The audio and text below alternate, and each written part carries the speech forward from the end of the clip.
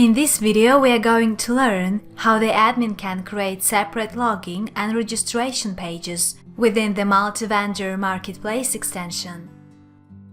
The first thing we are going to need to do is to go to Suppliers, Manage Profile Fields in the backend.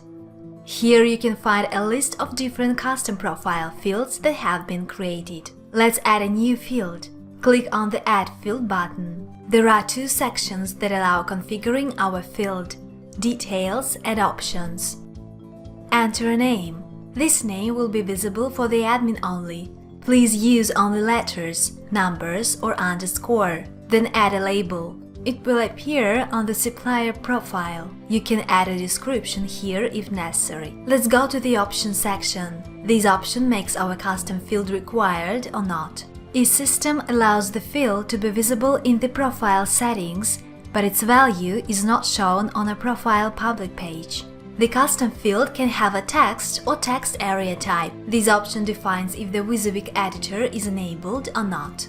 You can also decide either custom profiles require admin approval or not. The setting Show in Registration Form allows showing our custom field on the registration form. After all the changes are made, save the settings.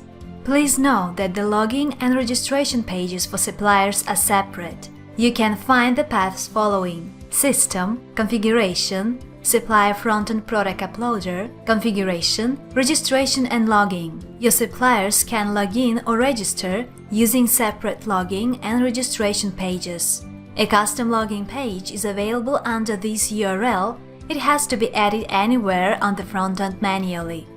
The same rule is applied to a custom registration page. This is how the registration page looks when a supplier needs to create an account.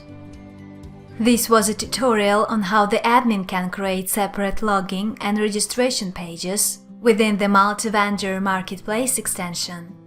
Thank you for watching. Subscribe to our channels to stay updated.